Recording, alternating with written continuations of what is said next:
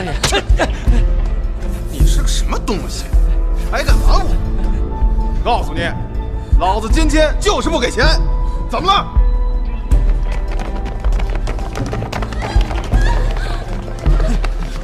怎么着？就你们几个还想动手？来！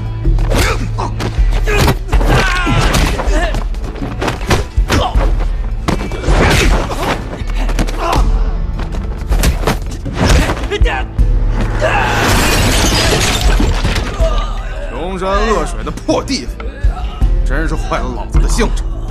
哼！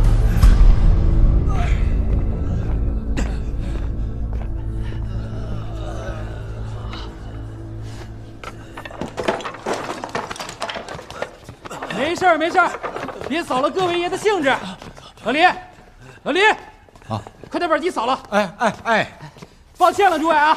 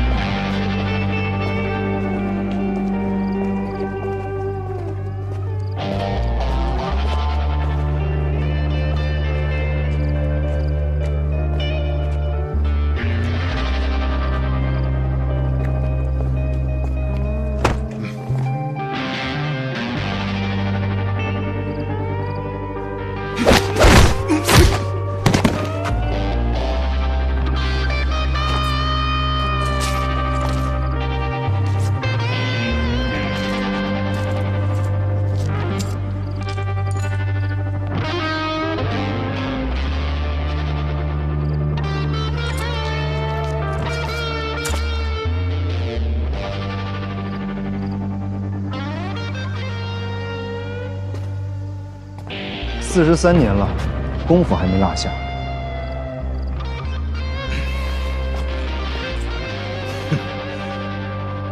这43年你都躲在妓院里。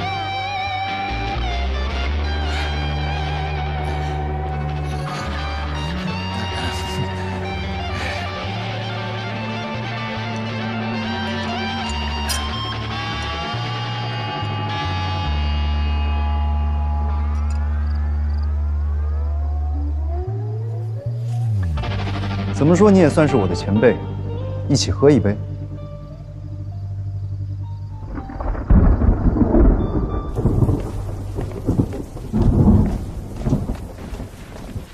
这里的菜都偏甜，吃得惯吗？都已经43年了，再不惯也惯了。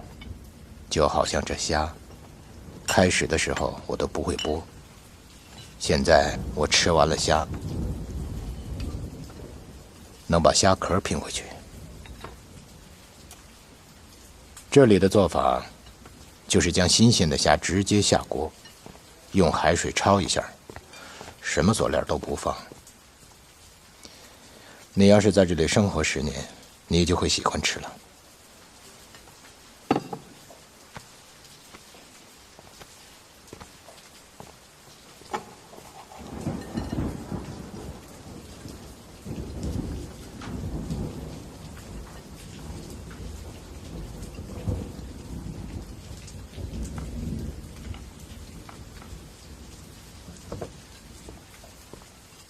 没错，43年前，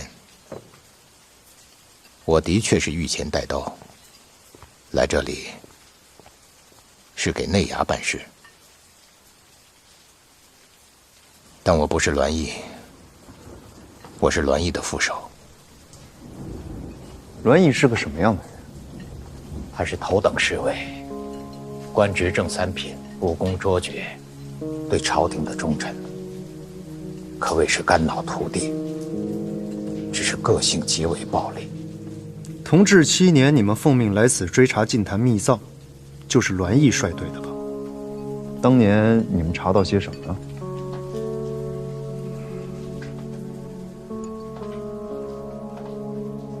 查到了，也没查到。43年过去了。该走的也都走了，该死的也都死了。没什么可隐瞒的，我可以全都告诉你。同治7年，我们出来的使命就是要寻找净坛秘藏，但是线索一点都没有。因为南少林没有了，也不知道他们的后人还在不在，就算知道，也不知道在什么地方。于是我们在那一带就展开了极为残酷的寻找。我之所以说残酷，是因为栾毅的办案手法可谓是惨绝人寰。他始终都认为，出现在福建一带的香花僧跟南少林有着不可分割的关系。香花僧曾经出现在当地人的红白喜事上，为此，栾毅的恶毒逼供举不胜举。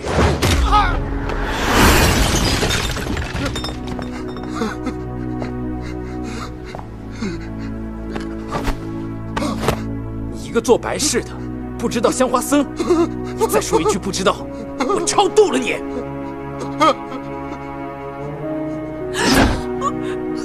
我听说你们结婚有香花僧来加持，你给我把他们找出来，不然今天我多送你几个新郎。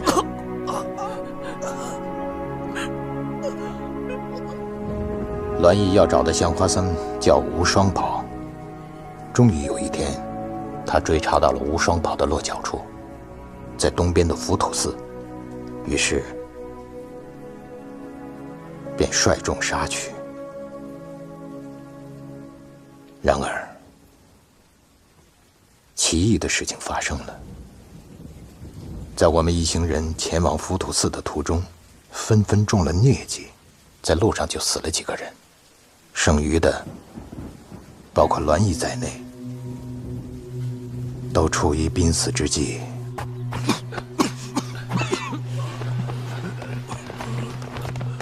我们一行人如幽魂般的到达浮屠寺，以全无大内侍卫的勇猛样子，一个个奄奄一息。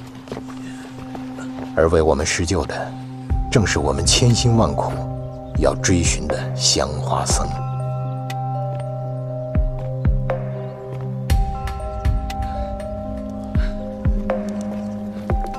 无双宝和浮屠寺的方丈留住了我们几个人的性命。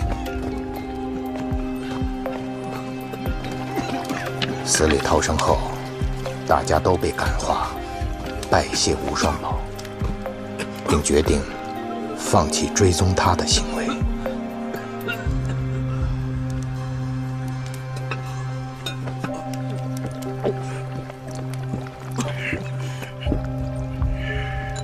然而栾毅却是不允许。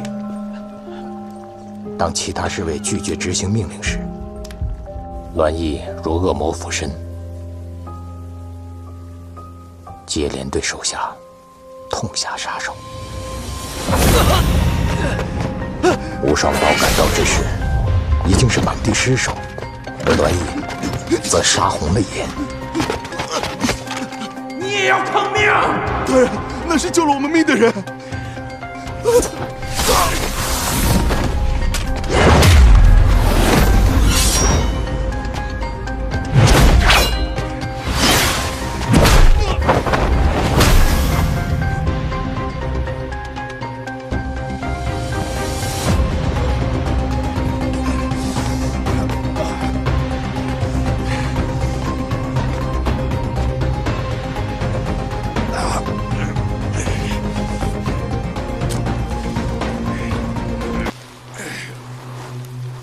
以此为限，你过线，我废你。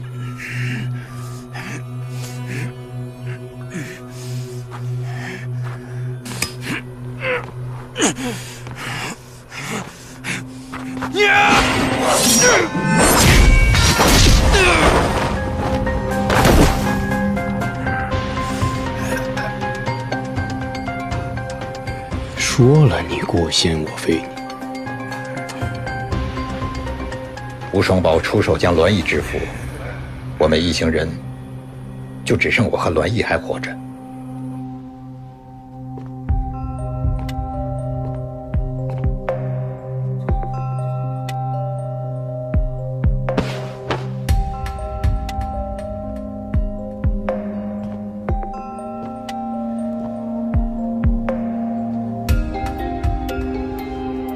吴双宝将栾毅囚禁在寺中，我伤好之后，他放我离去。我向他跪谢2次救命之恩，并答应他从此隐退。栾毅的腰牌是你放回到客栈里去的？是。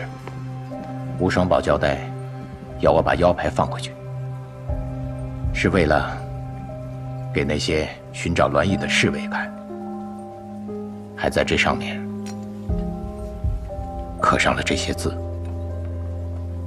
我依照吴双宝的吩咐，把腰牌放回客栈，并看到那些侍卫将腰牌取走之后，我就想回到故乡去躲祸，可又怕连累到乡里。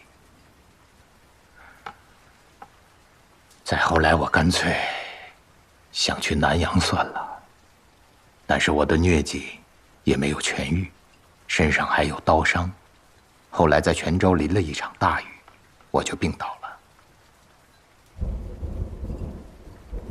一个人像乞丐一样流浪在街头，要不是戴帝踩到了我，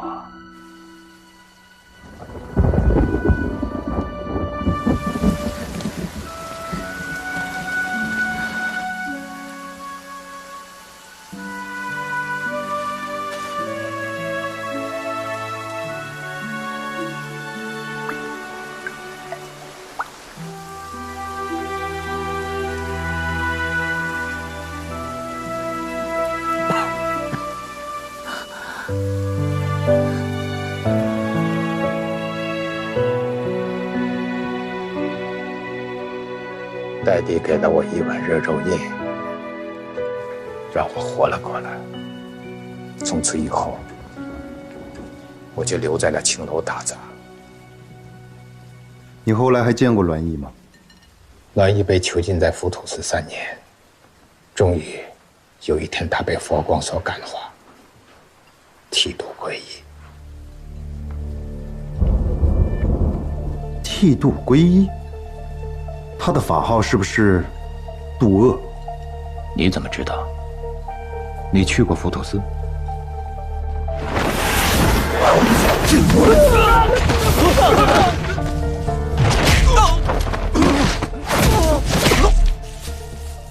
你想走便走，不想走就不要过这道线，过线就废你修为。我是去过浮屠寺，但我并不知道渡恶大师就是栾毅。吴双宝那个香花僧，是不是般若堂首座传人？吴双宝是南少林第3代般若堂首座，他肩负着守卫净坛密藏的使命。他之所以告诉我这些，是因为将栾毅制服以后，怕这个秘密难保，于是他便悄然离去。那浮屠寺那个方丈呢？浮屠寺的方丈，好多年前就圆寂了，后来的方丈我也不认识。10年前，是我最后一次去浮屠寺看望栾毅，他告诉我，以后不要再来浮屠寺了。你去找了他？我一直都不明白，吴双宝为何会刻上这样的字。寺堂首座几代人之所以甘心一生颠沛流离守卫秘密，就是为了等待一个时机，将密藏交给真正能带领众生脱离苦难的人，而绝非为了自己的荣华富贵考虑。只有心有众生，才能解救众生。那你呢？你要做什么？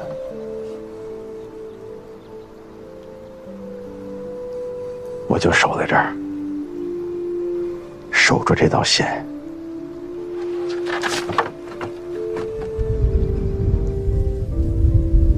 大人，有个问题我想问你。你说。我在此隐居了43年，从未暴露过，你是怎么找到我的？因为戴帝。戴帝？我也是刚刚才知道他叫戴帝，先前别人都叫他清静。是。你之所以一生没有离开这座青楼，不就是因为这个女人吗？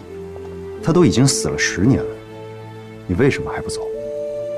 其一，这里有我幸福的回忆。我的前半生是为朝廷效命，但我只知道效命，却不知道为何。我的后半世在青楼里度日，见到了服侍众生。后来我才知道，原来这世人想要的只不过是几分逍遥，片刻安宁。我跟戴帝在一起，能够喝一口酒，吃2口饭，这便是我的逍遥。未当梦是浮生事，为负浮生是梦中。何须更问浮生事？只此浮生是梦中。大人博学。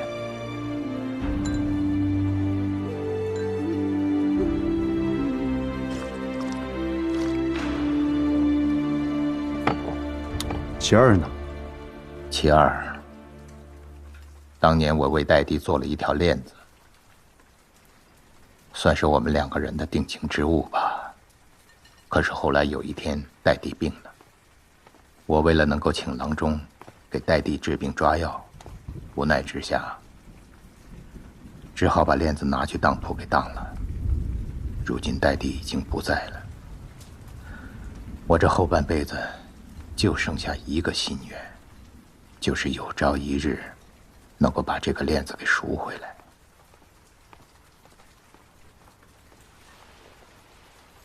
你先前问我为什么能找得到你，就是因为这条链子。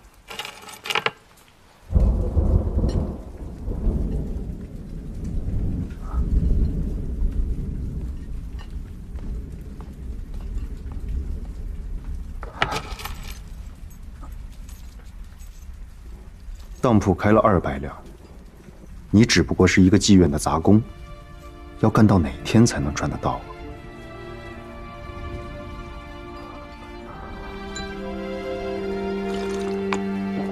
啊？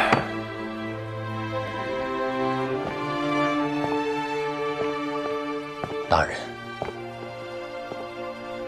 你为何要寻找净坛秘藏？朝廷需要。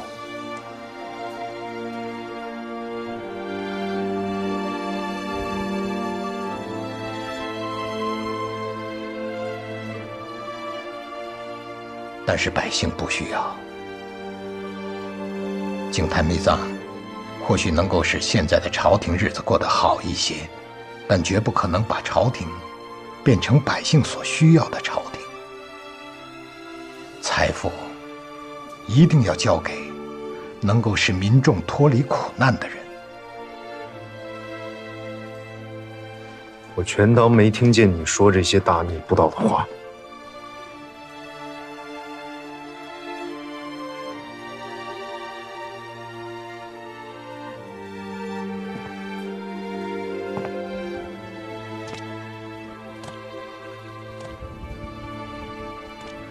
大人，你真跟我年轻的时候一模一样，坚定地执行着朝廷的任务，但心中却早已迷茫，因为现在的大清已经不值得你们年轻一代在为之付出生命了。我说了，我全当没听过你说这些话。就算你说的没错，我终究是个满人。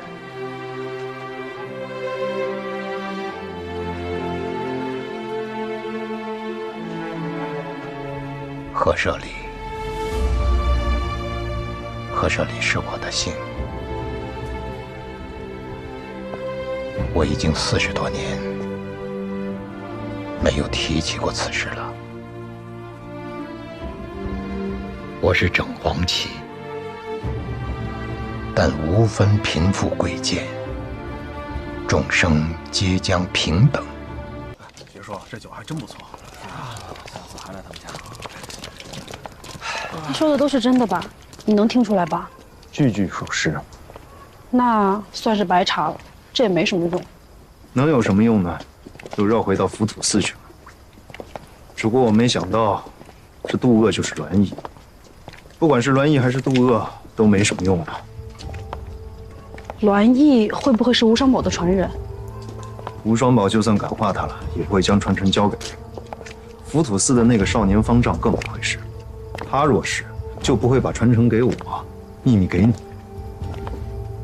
你没发现我们这一程追寻而来，都没跟波尔传人接触过吗？43年前无双宝就销声匿迹了，他会去哪儿？40多年无影无踪，想必十有八九是东渡去了。他的传人在海外，在哪儿并不重要，重要的是43年前无双宝安然无恙，波尔封印也完好无损。无双宝必有传人，传人必知道30年之约。查栾毅不是白查，至少我现在可以肯定，波尔传人必会出现。哎，你们刚才说的那个什么浮生什么梦，什么意思啊？1000多年前，有一个文人问一位禅师：“未当梦是浮生事，未复浮生是梦中。”怎么说？人生在世，究竟浮生是一场梦，还是梦中有一场浮生？这位禅师回答这个文人：“何须更问浮生事？只此浮生是梦中。生来无痕，死去化尘，大千世界，这浮生不过就是一场梦。从生到死，只有一件事是相同的，就是无法摆脱迷惑，又何须在意这空而不实的人生中的事情？”对啊，那你为什么还那么在意？在意什么？在意这空虚无实的人生啊，在意无法让你摆脱迷惑的朝廷啊。你看栾毅，看看老黎，再看看你，现学现卖是吗？那你又何必如此在意呢？你们同盟会何止是空虚不实啊，根本就是个空，什么都没有。还有啊，今天晚上有，我什么都没说啊，我什么都没提，我没跟你聊革命，别跟我算次数。我今天跟你聊的这是白居易和鸟窠禅师对话的故事。你知道还问我啊？我是知道啊，但是你不知道啊。你要是真的知道的话，就不会那么在意了。我今天没跟你聊革命啊，穆青大人，你要讲道理的。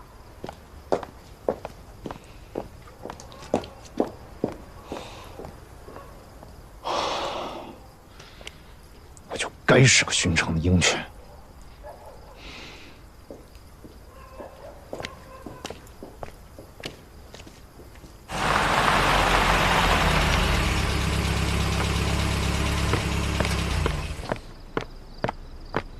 夫人，您请稍等，我现在就去通报。我找我夫君用通报干什么？让开！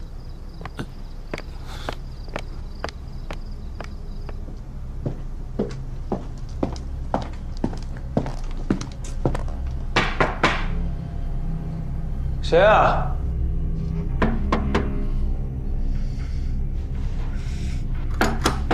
问你话呢，谁啊？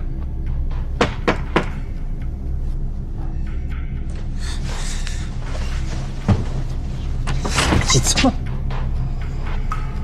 夫人，你怎么来了？怎么，我不该来还是不能来？哎呀，不是，这不是这么晚了，你来多不安全呀？不方便。没有啊。不急，我在你办公室等你。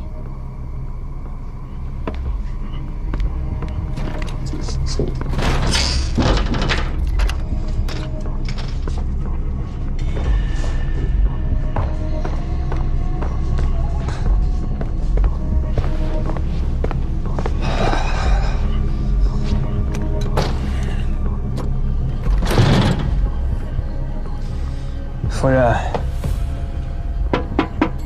夫人，有什么话你说。你把门开开，我进来跟你说。你先说吧，我听了再看，开还是不开。哎呦，夫人，你不要生气嘛，我就是今天晚上多喝了2杯，有点不胜酒力。你说你公务多，公务忙，我还真信了。结果这才几点，你已经上床去了。你听我解释啊，我就是去小憩片刻，一会儿就要起来工作的。最近公务确实是繁忙啊。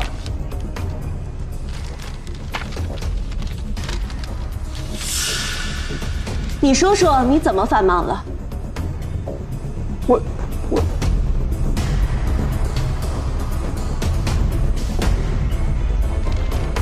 你北洋是要打仗还是要训兵？你到福建是戍边还是操练？我看你没多忙吧。哎呀，这军中的事情，我不是你看到的那样，好多事儿我没法跟你说呀。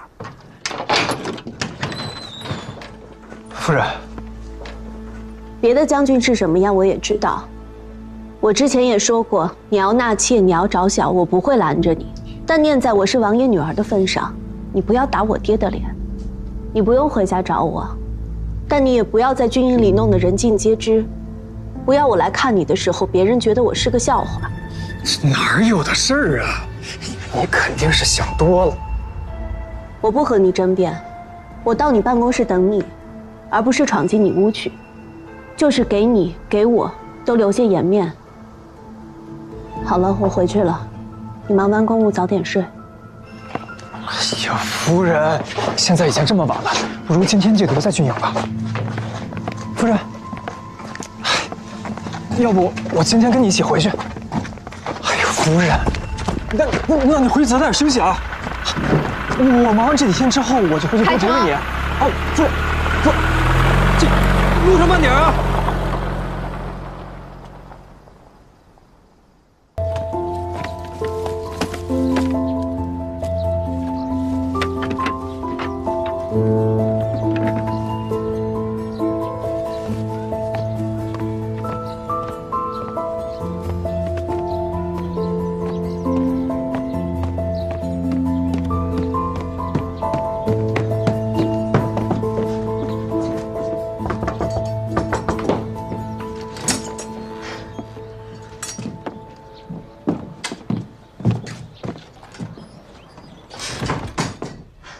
怎么找到我的？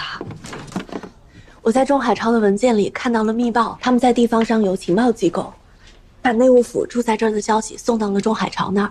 我想你一定也在这儿，我就连夜找到了每天给客栈送菜的人，我跟着他们混进来的。你这样也太冒险了。有什么冒险的？就算被发现了，又能怎么样？母亲还敢抓我不成？钟海潮敢治我的罪？我是有消息要来告诉你的。昨天晚上我偷看了钟海潮的文件，北洋一直在监视着寻宝的事态进展。如果母亲能有关键进展，北洋一定会有非常的手段。北洋是具备和清廷翻脸的资本的，所以即便是内务府涉及到关键问题，他们也不会有所忌惮的。北洋想找到密藏，对吧？之前我不确定，现在我肯定他们是想要的。想就想吧，说不定最终大家都是想想而已。戒律院封印在卓不凡手中，达摩封印在王地宝那儿，现在般若传人全无下落。不过门三刀最近查到一些信息，他觉得般若传人很有可能会出现在这次聚会上。母亲的思想有变化吗？我觉得有。他现在处于一种非常矛盾的阶段，是极有可能有极大转变的。你有把握吗？你来啦，你会比我更有把握的。要去见他吗？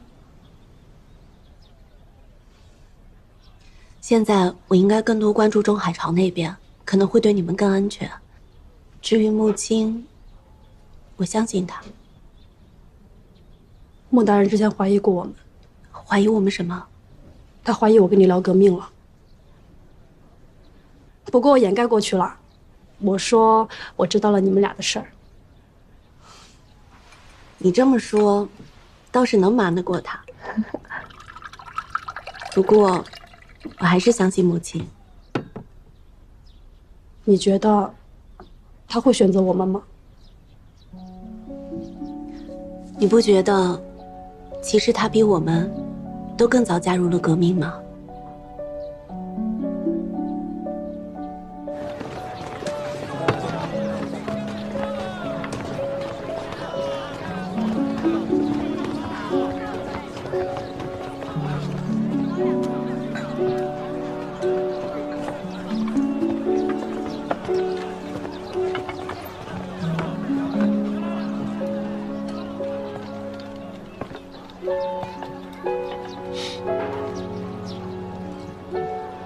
南方人的个子不高，你穿这身衣服啊，有点小。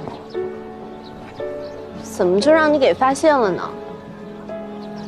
这么早起来还没吃饭吗？听说这家店的肉粽不错，还有牛肉羹，是当地有名的早点，尝尝。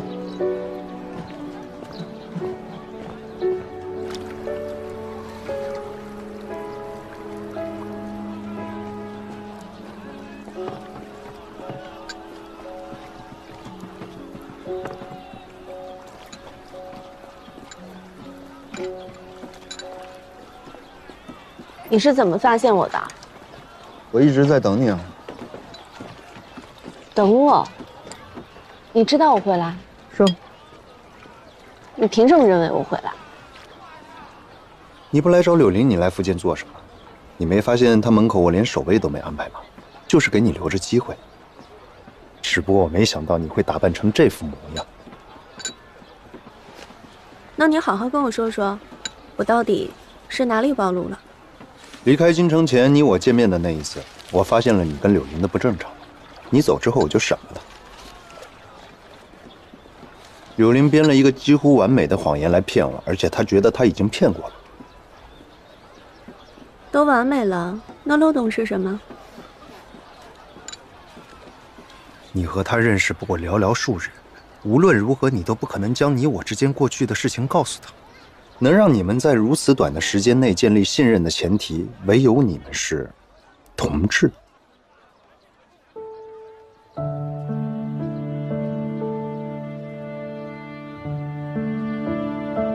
起先你说过你不来福建，短短几日你便改变了主意。如果你不想来，谁能让你来呢？是你自己主动要来。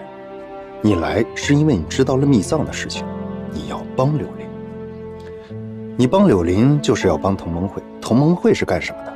是造反的，是革命的，是想要推翻大清的。你是王爷的女儿，北洋的夫人，推翻大清就是推翻你的家和你的家人。你能这么做，你只能也是同盟会的人。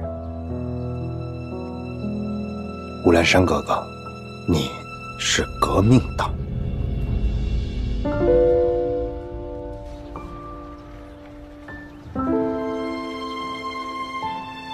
穆青大人，你要把我抓起来吗？你觉得柳林能做上什么？他不过空有一腔热血，意志坚定罢了。他做不成这件事。同盟会从日本派出9个人，刚回来就被你爹安排的人给杀光了。柳林只不过是原本陪同前来接头的一个保镖，他什么都不知道，连个同党都没有，孤身一人。对面是荣天岭的江湖剑客，北洋的枪，日本人的暗箭，还有我这么个朝廷鹰犬。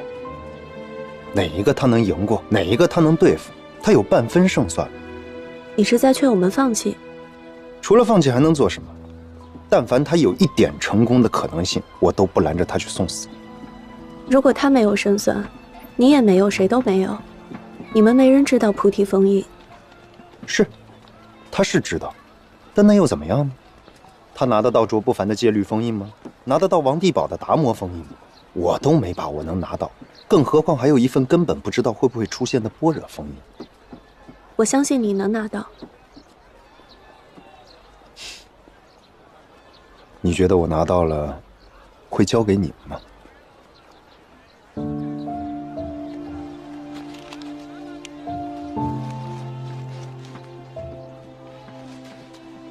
你不会吗？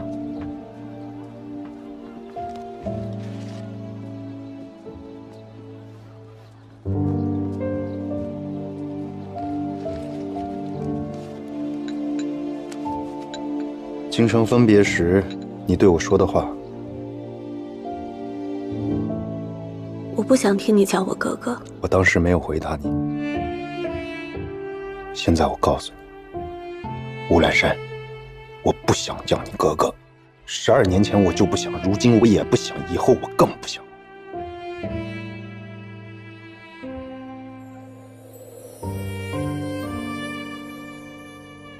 如果没有当初，你今天还用叫我哥哥吗？当初就是当初，没有如果没有。当年的变法失败了，如今回头去看，失败是必然的，没有人准备好了。先帝没有，康有为没有，梁启超没有，大家都只想着变法，没有想好变法之后该怎么办。梁启超说，他想要一个少年中国。是，先帝那时候就是个少年，可惜失败了。如今的你，只能还叫我哥哥。所以你还在为让你失败的王朝守护着什么呢？你是爱这个王朝吗？可除了伤痛，这个王朝又给过你什么？这个王朝给我什么或者不给我什么，我都生在这个王朝，这是我无法选择的。在这个王朝，你是格格，我是奴才，我永远要叫你格格，永远要对你行礼。所以我愿意去改变，为了你。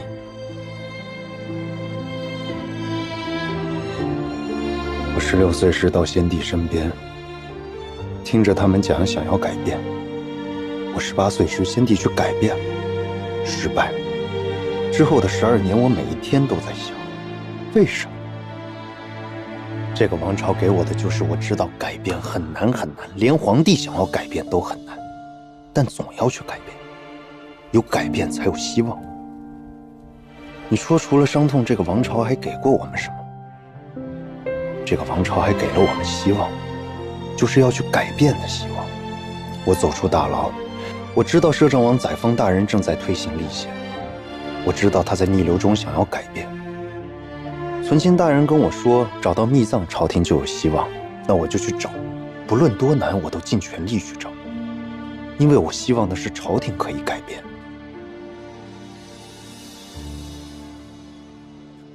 可是到了今天，我觉得希望渺茫。我看到不听使唤的北洋，我看到孱弱无力的租界，我看到得过且过的地方官，我看到百姓的麻木和习以为常。世人都在浑浑噩噩地睡着，没有人叫醒他们如何改变。不是没有人去叫醒他们。是，我知道有一群人正在尝试叫醒他们，一次一次失败再来，越失败越坚定。他们会死，但不怕死，一往无前，前仆后继。我以前觉得这些革命的人都是疯子，为什么会这么不把命当命？现在我想明白了，他们的死就是用来唤醒沉睡着的世人们。其实12年前，谭先生就说过了，各国变法无不从流血而成，而今中国未闻有因变法而流血者。此国之所以不昌，有之仅自四同始。我有许多同志被捕入狱时，一个个毫不畏惧。他们说，谭公是愿意以自己的生命去唤醒民众的真正革命者，他是所有理想主义者的偶像。母亲，你也是。他流血，你入狱，你早已经是革命者了。母亲，你是有信仰的人。12年前，你愿意跟随先帝去变法，那时信仰就已经种在你的心里了。我不知道什么是信仰。12年前，我觉得先帝很了不起，他想要改变，想要一个强大的国家，他给我希望，让我能娶你。12年后，我又成了大内侍卫，而你还是王爷的女儿。这一生我只信过2件事，一是改换天地，一是娶你为妻，都败了。我走出大牢时，就是一具行尸走肉。你已是他人之妻，我不能再娶；而改换天地，就是要打破你拥有的一切，我不能再做。抓到柳林，我不忍以刑罚对他，因为我知道他是想改换天地的人，我无法恨他。看到他虽孱弱，却在奋力抗击，我很钦佩。有一天我就在想，你过得好不好？你应该过得很好。你的父亲是齐秦王，权倾朝野；你的丈夫是北洋，手握兵权。无论谁去看，你都是鄙人幸福的女人。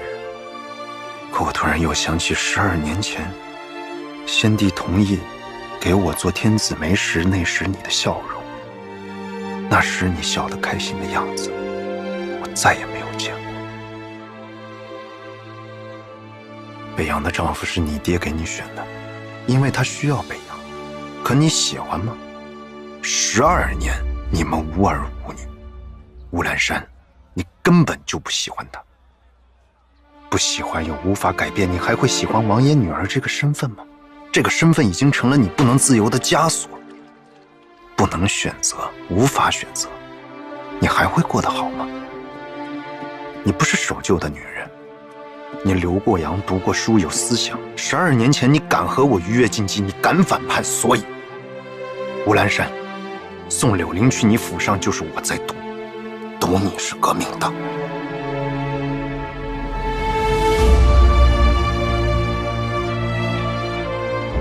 既然你是，我再无羁绊。净坛秘藏，我只要能找到，就是你们的。母亲，若我找不到，也无他人能得手。这件事情你不要告诉柳林，他知道了反而不会隐藏。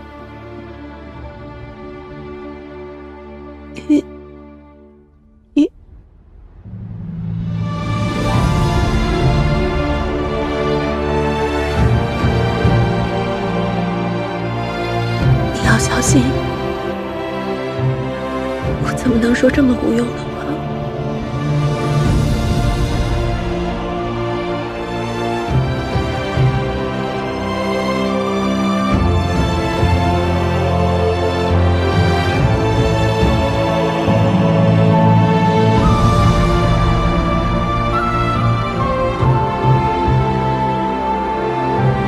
我会小心，你也要小心，不要再来找我，不要再来找柳林。这里太复杂，也太危险，你根本不知道会不会有人在跟踪你。吃饱了吗？吃饱了，你该回去了。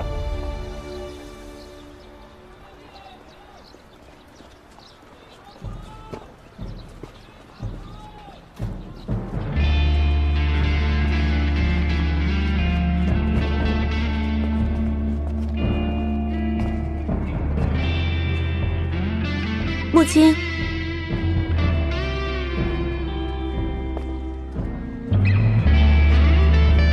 假如这次败了呢？我说了，这一生我只信过2件事，败过1次又如何？不过才12年。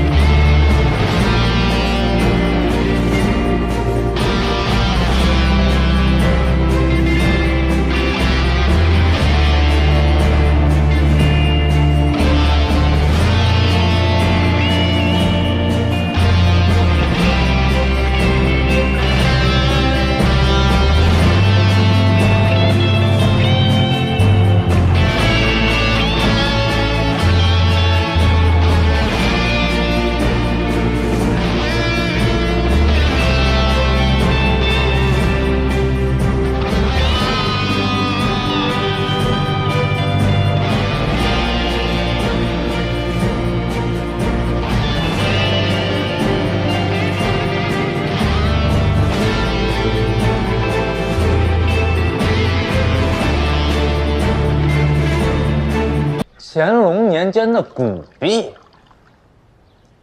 乾隆年间那算不上古币。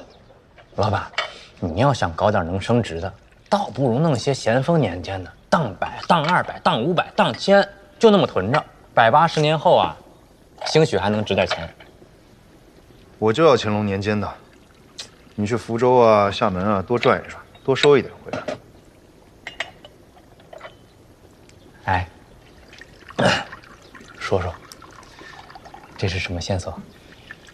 你要是找得到，那就是关键线索；你要是找不到，那这个线索也就没用。乾隆年间的钱币可不少呢，要找什么样的，你总得跟我说一下吧。我要是知道，还要你干什么？要找，当然是找有问题的。你这句话就很有问题，我哪知道什么是有问题的？你要是不知道什么有问题，那就是你的问题了。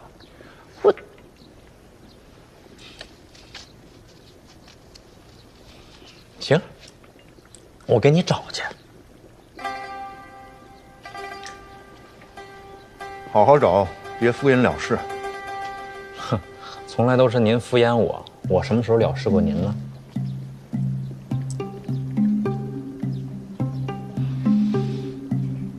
好，我去。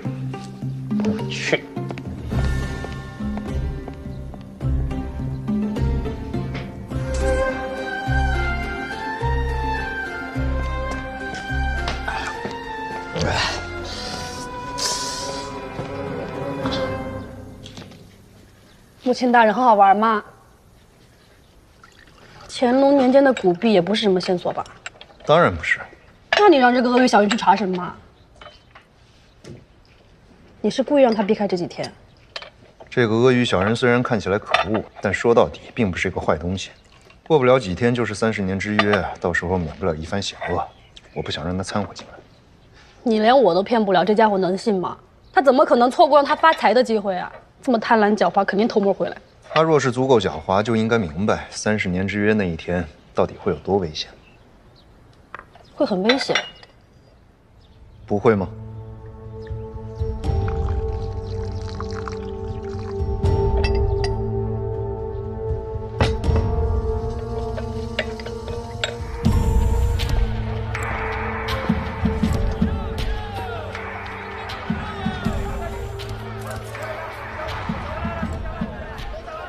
昨晚我说的安排好了，都准备好了，每层都有我们的房，每间房都有窗。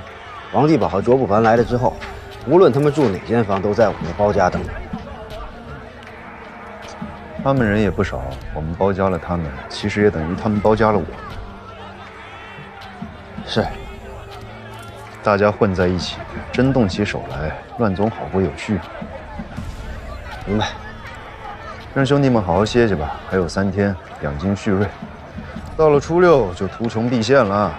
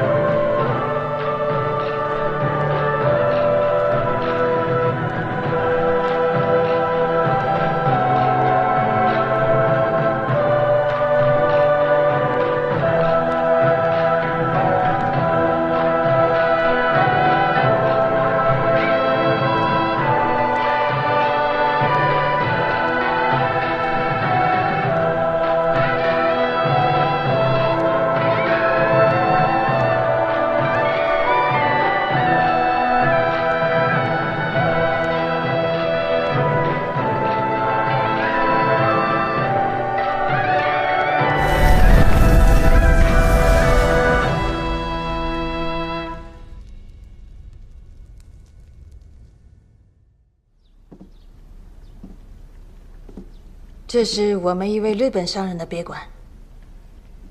哼，看来这位商人也十分的懂得侘寂之美，他很有品味。内务府这一次一共来了多少人？他们带的人不是很多，大概20人左右。他们全部都去泽泽居了？是的，门三刀他们要了10几间房。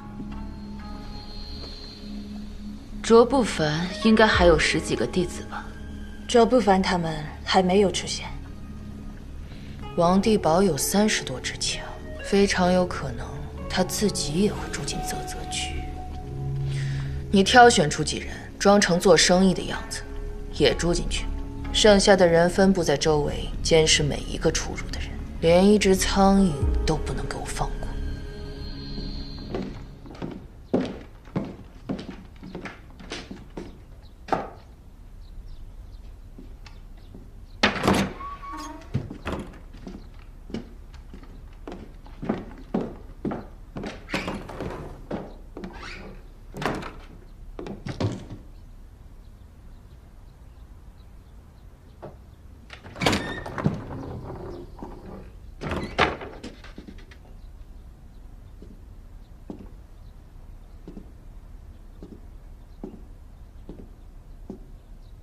你看上去很轻松啊。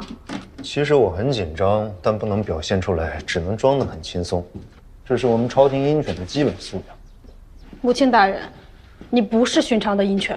是不是寻常的鹰犬，初6以后再说吧。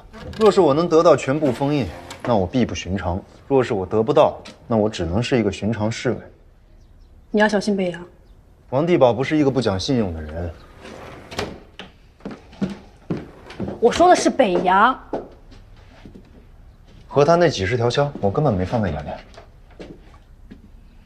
我说的是北洋。你直接说中海潮不就完了吗？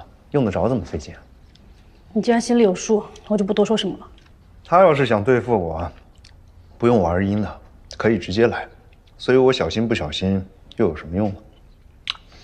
我现在要去吃个饭，然后喝上一壶铁观音，美美的睡上一觉。我想休息一会儿。我没叫你啊。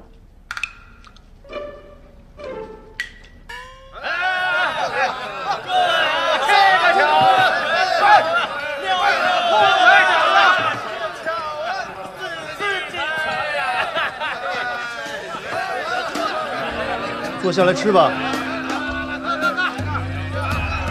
这个牛肉羹当地特产，好吃的。这个白萝卜饭也不错。哎，你要是不忌口的话，你就尝尝这个海蛎煎。你日本留洋回来的，你肯定吃得惯。喝酒吧。你不是说你要休息一下吗？怎么到了饭点儿带一张嘴就来了？我是说休息一会儿，我又没说不吃饭了。母亲大人，您不是身负重任吗？还这么高调的大吃大喝啊？我倒是想低调，可是所有人都知道我是来赴30年之约的，我低调给谁看啊？喝酒。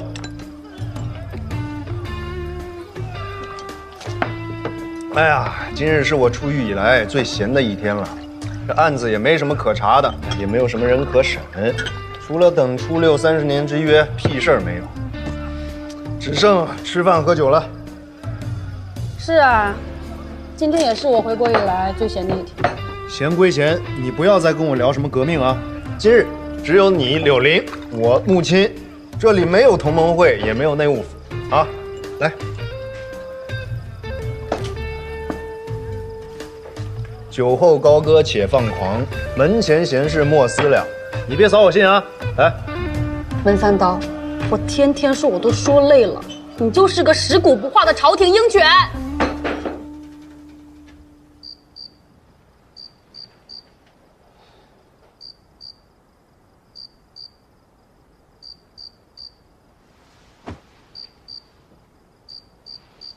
哎，他一个同盟会的，不叫我朝廷鹰犬，叫我什么呀？啊，接着喝吧，哈哈哈哈哈！啊，喝。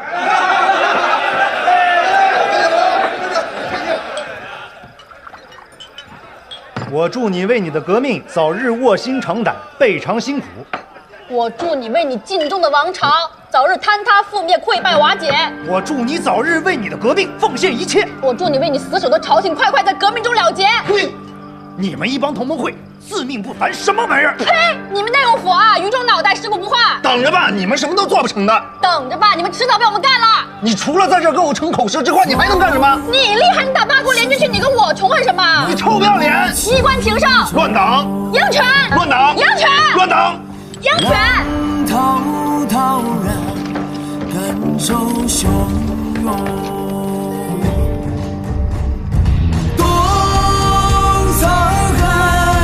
加步。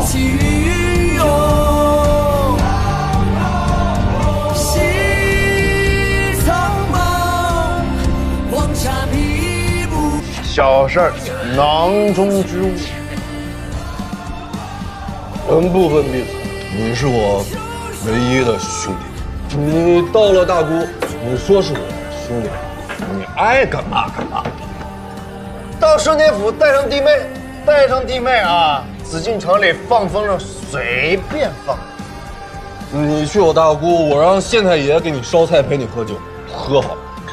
格局小了，内务府总管你知道吗？陪好你。要不是当今圣上年纪太小，高低喊他来陪你喝两杯。啊，圣上不行的，年纪太小要读书。怕什么？宣统帝自己，摄政王自己。连先帝，先帝，你走得太早了。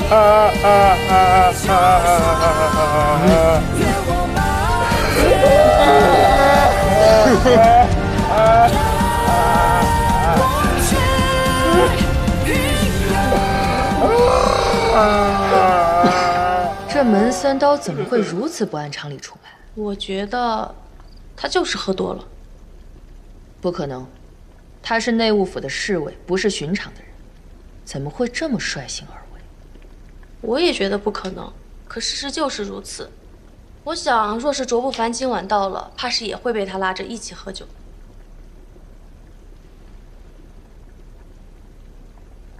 你这个时候从啧啧居出来，王地保不会生疑吗？天亮之前，啧啧居不会有一个人清醒，根本没有人会发现我出来了。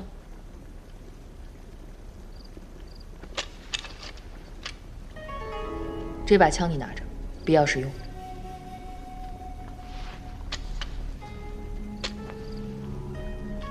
另外，中海潮也到了福建，是调来的，这肯定是齐亲王的安排。所以，卓不凡背后等于还有一支强援。跟随王地保的是43系山西的部队，我了解过一些，他们是不可能听其他地方驻军长官的调遣的。他只有30多人，真动起手来，敌得过地方驻军吗？门三刀和王地保合作，北洋再嚣张，能直接去打内务府吗？山高皇帝远，这里又不是京城，发生什么事都有可能。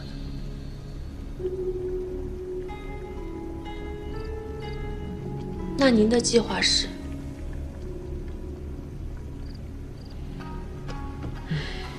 坦率地说，我此时还没有计划，因为我并不能确定剩下的般若传人究竟会不会出现。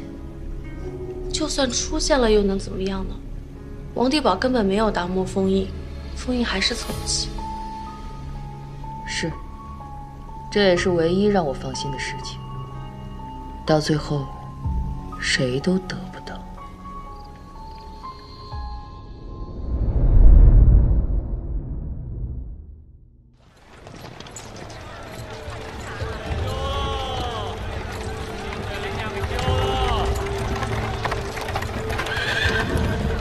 掌门，咱们到了。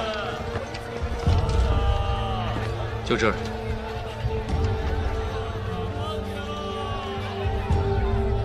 走吧。走了，走了。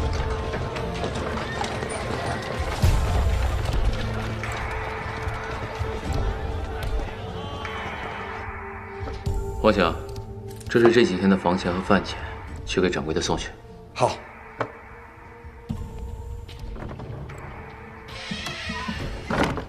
大师兄，你上次放我侄子还没花完呢，我这2天出去打探情况，钱够。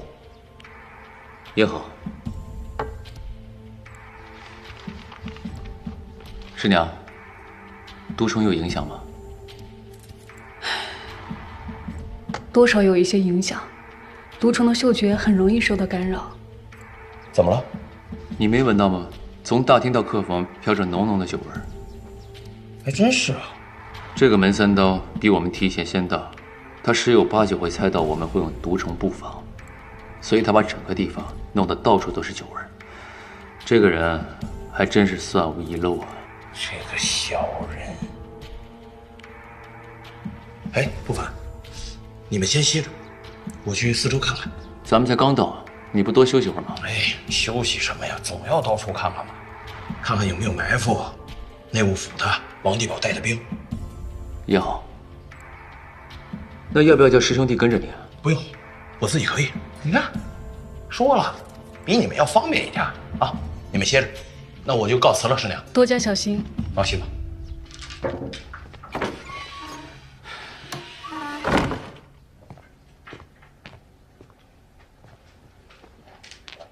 不凡，你的伤差不多痊愈了吧？已经痊愈了。还好这些天我们走得并不快，每天晚上也住的都是客栈，你也一直休养调整着，不然我一直担心呢。放心吧，我已经好了。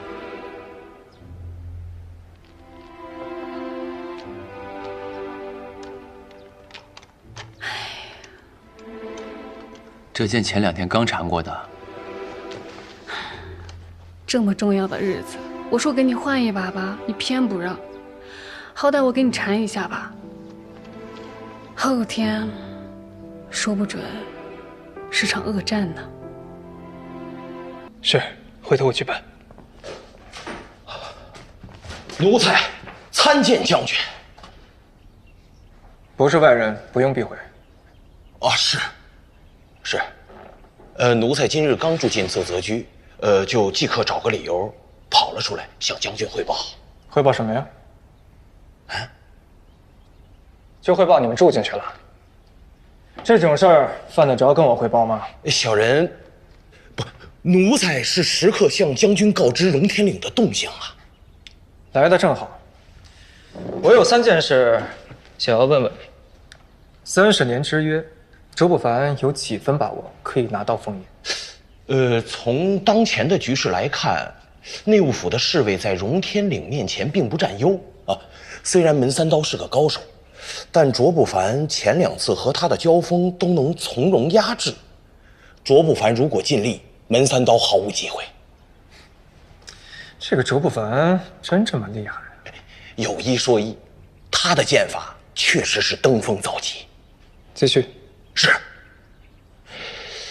王地保这个人啊，实在是能死缠烂打，但是他的实力终归不行。他手里有枪，不过他的枪是北洋的枪，原本还能有些威胁，但是将军您来了，他能不听您的吗？他的枪是北洋43协的，既然我到了福建，自然是要听我的。那是，那这个王地保就啥也不是，还有波日本人，这些根本没什么鸟用，不可能撼动卓不凡的。那卓不凡岂不是稳操胜券了？只要封印全部出现，卓不凡应该有本事全部拿下，但不会轻松，必会是一场恶战。会不会有意外？意外？您是说那个一直没出现的波尔传人吗？这个确实不好说，确实谁都没见过波尔。我说的意外是，卓不凡会不会有其他的选择？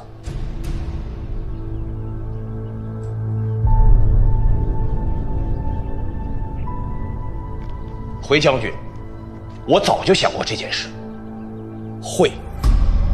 这卓不凡的胃口很大吗？恰恰相反，就是因为卓不凡胃口太小了，才会出意外。将军，净坛秘藏，对于您来说是一笔重要的财富吧？当然。可卓不凡不是啊，他在乎的是秘藏里的武学典籍。齐亲王当初直接就答应给他了。齐亲王根本瞧不上这些秘籍。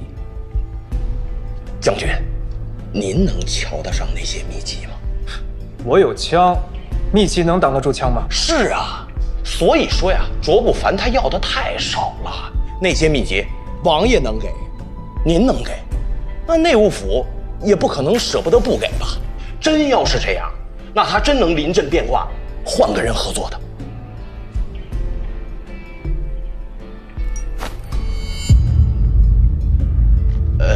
将军，您希望我做些什么？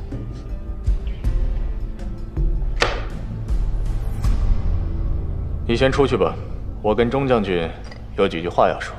是，那将军，我先出去候着。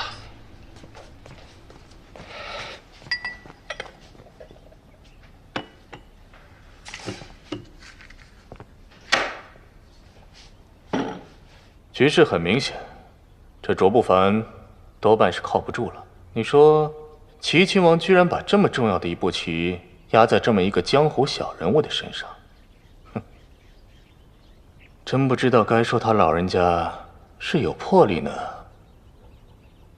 还是太大意了。齐亲王一开始选择卓不凡和荣天鼎是很有把握的，只是发生了意外。谁也没有想到内务府会将一个关押了12年的死囚给放了出来，谁又能想到一个天津大姑的小捕快会如此的死缠烂打？若不是这二人的话，那卓不凡可能已经得到秘藏了。凡事皆有意外，若是不能把这些意外计算在其中，那怎么还能谈得上叫做计谋呢？钟将军怎么会觉得齐亲王这样做没问题呢？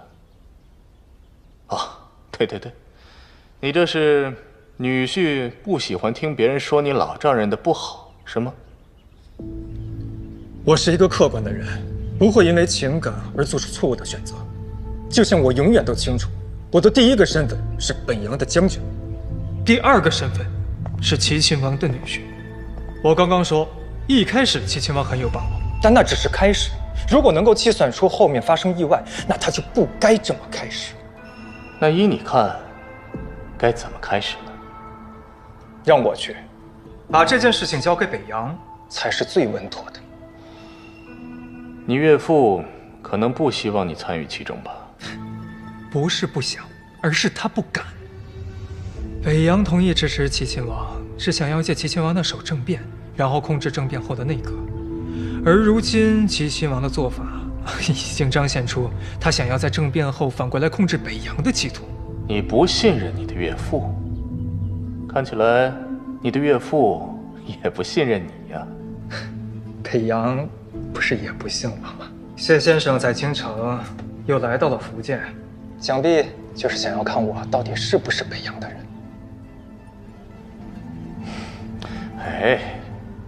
钟将军，我早就说过，将军你是咱们北阳的栋梁。在京城的时候，我已经让于焕杰效命于我，不再向齐亲王汇报。如今荣天岭的一举动皆在我的掌握之中。只要卓不凡拿到封印，那封印就是我们的；如果卓不凡拿不到，落到了王地宝手上，那等于还是我们的；如果落到了门三刀手上，那就是他的死期。这30年之约可以没有赢家，但如果有的话，就必须是我们北阳的。钟将军，北阳能有你，真是幸事啊！既然这里有你在此坐镇，我也就能放心的回去了。谢先生过誉了，大是大非我还是看得清的。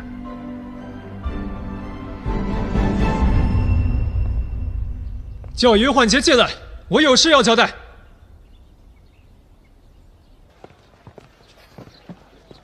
他们这是还没醒呢。你们昨天晚上喝的也太多了，不过能睡到现在也真的是很厉害。穆青大人真是豁达，马上30年之约了，还能放得下？我觉得他做的很对啊，反正之后马上就有一个结果了。之前没有什么事儿，倒不如好好放松一下。这肉松真好吃。你喜欢就好。佳洛，等事情结束了，我们就能回大姑了吧？喂，也不着急，反正我们已经在这儿待了好几天了。你想去什么地方，我陪你。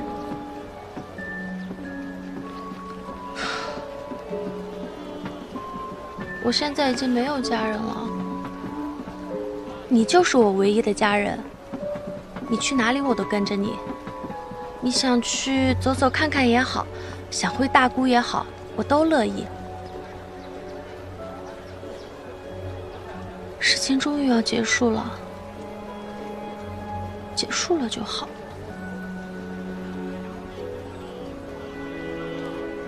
还没结束呢。卓不凡、于焕杰并未伏法，密葬也不能落入他人之手。等这些事情做完了，才是真正的结束。而且，我也得给你死去的家人一个交代。我什么都不想要了，我就想和你在一起，平平淡淡的。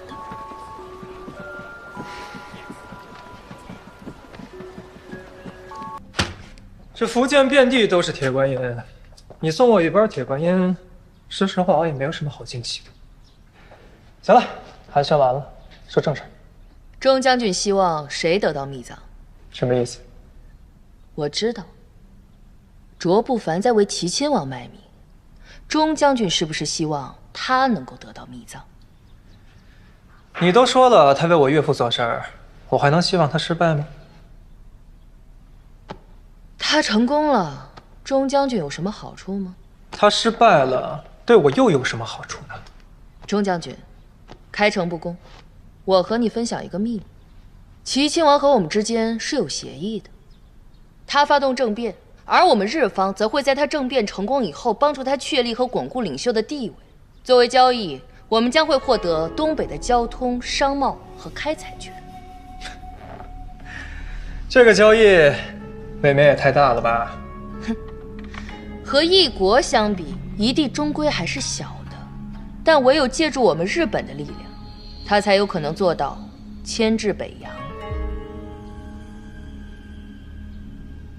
钟将军，你应该不知道我们和齐亲王之间的这个协议吧？毕竟您是北洋的将领。我不觉得你们有能力牵制北洋。您很自信，也很自负，但是您不够自省。我们日方和北洋孰强孰弱，这个根本不需要争辩。说说你真正想说的吧，别这么绕来绕去的。我真正想说的是，卓不凡得不到密葬，或者说是卓不凡不会把密葬交给你，交给齐亲王。王地宝和门三刀已经合作了，齐亲王能给卓不凡的，他们照样能给。如果我是卓不凡，我会选择跟他们交易。你忘了王地宝的枪是北洋的吗？福建驻军可以号令北洋43协吗？你指挥不了他们的。那就让内务府拿了，反正也还是我们朝廷的。钟将军，您真的这么想吗？据我所知，这笔钱数目很大，甚至可以让皇室起死回生。这是北洋希望的吗？让你们拿到，更不是我们希望的。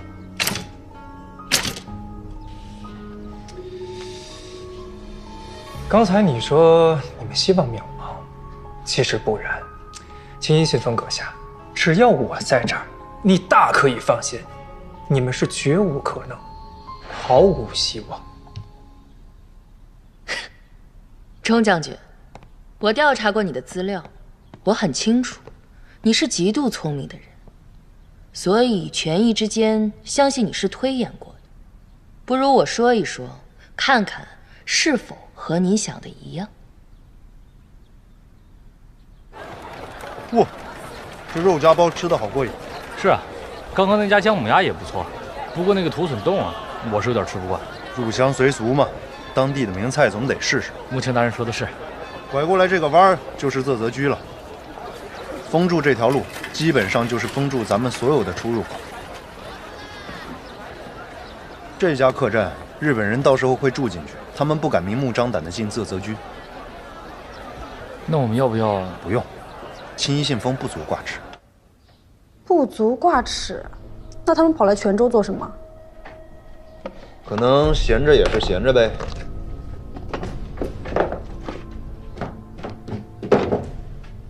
你会这么觉得？你是不是酒还没醒？青衣信封最希望的就是谁都得不到密藏。我得到了，朝廷有好处；北洋得到了，朝廷虽然不太好管，但也不能说是坏处。你们得到，反正你们也得不到。啊，就算被你们得到了，那好处也不是日本人的呀。所以搅和才是青衣信封的终极目标。这40多天来，他不一直在搅和着吗？你不会是怕了吧？他的情报能力啊，倒是让我有一些害怕。不管我做什么，王地保做什么，卓不凡做什么，他好像都能第一时间最快的知道。你们内衙有人通风报信？应该不会。不过他跟踪我的次数好像不少。荣天岭呢？按理说，荣天岭都是灵溪的人，而且都是门徒，不太会出叛徒。但是他们过得实在是太苦了，有个把人变节也在情理之中。王地保肯定不会，就他自己。他那个女人有问题。啊？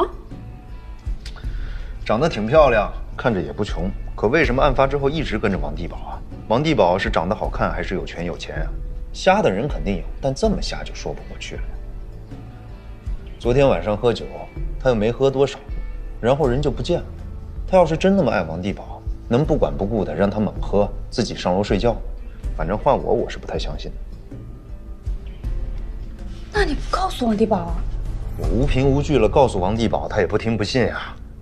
他就是一个杠头，随他去吧。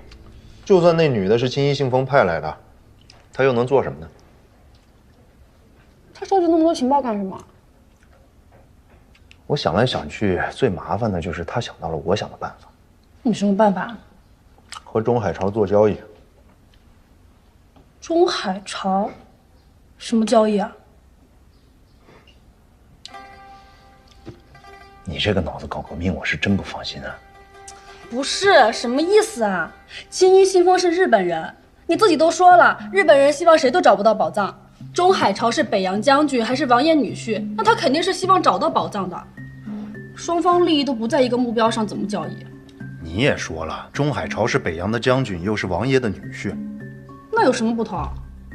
当然不同。齐亲王政变需要北洋的支持，北洋支持的前提是需要利益，而这个利益是目前国库空虚的王爷给不出来的。给不出来，他就只能给权力，权力不能更多的掌握在齐亲王的手上，那他政变就没有价值。齐亲王想要保住价值，就得去寻找禁坛密藏，密藏就是利益，齐亲王要用这个利益买回他的权利。所以啊，禁坛密藏这张牌，在齐亲王手里和在北洋手里会是完全不同的两个结果。你要是中海潮，你会计算不出来这期间的利弊吗？算不出来。我看出来了。这个甜的。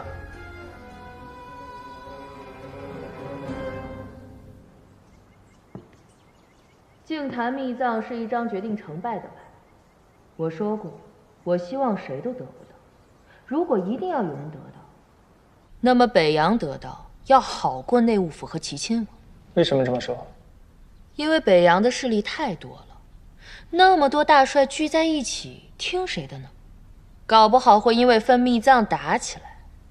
你们乱，肯定对我们才有好处。在这种情况下，钟将军可以选择跟我合作。这都只是你的推断，你怎么就确定青衣信封会去找中海潮谈合作？我王地保、卓不凡都已经到泉州了，青衣信封能不到吗？连他最合适的住所我都给他已经挑好了，就是街头那家客栈。但是他和他的人到现在还没有住进去，因为他知道自己实力不济，住进去了顶多也就是监视，根本插不进手来，所以他必须和中海潮达成交易，要不然他根本不能对我们有所动作。要是我猜的不错，最晚明天晚上他和他的人就会进到那家客栈，那就说明他和中海潮全都已经谈妥了。谈妥什么？谈妥怎么对付我们呀？先让我们搞30年之约，等封印凑齐以后再把我们一锅端了。这件事情，中海朝不适合出面做，青衣信封出面最合适。那你还说青衣信封不足挂齿？哎，青衣信封是不足啊，但背后加上一个中海朝就足了。中海朝手里有的可是枪。要是你预判的没错，那你不是死定了？是啊，幸好我预判到了，要不然真的会死。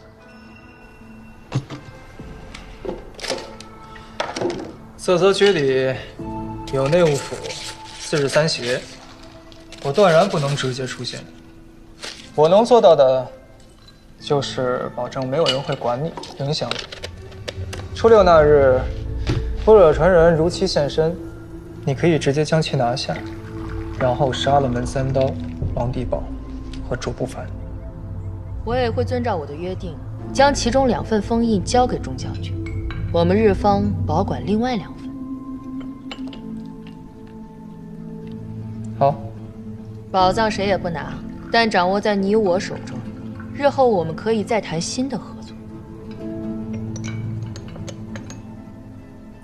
钟将军，跟我们日方结为盟友，对您肯定是有好处的。那我也希望你们可以信守承诺，在未来，我可以随时从你们的情报网中获取我需要的信息。我的情报网在整个东亚是最强的，若是在战时，其价值可不比密藏要小。这次交易，钟将军您才是最大的受益者。既然是交易，就是彼此都能接受的条件，谈不上谁占便宜谁吃亏。如果般若传人没有如期现身，你会怎么做？我不会在一件事情上耗费太多的时间和精力。如果般若传人没有出现，那么最简单的方式就是把他们全部歼灭，不留后患。钟将军也是这么想的吗？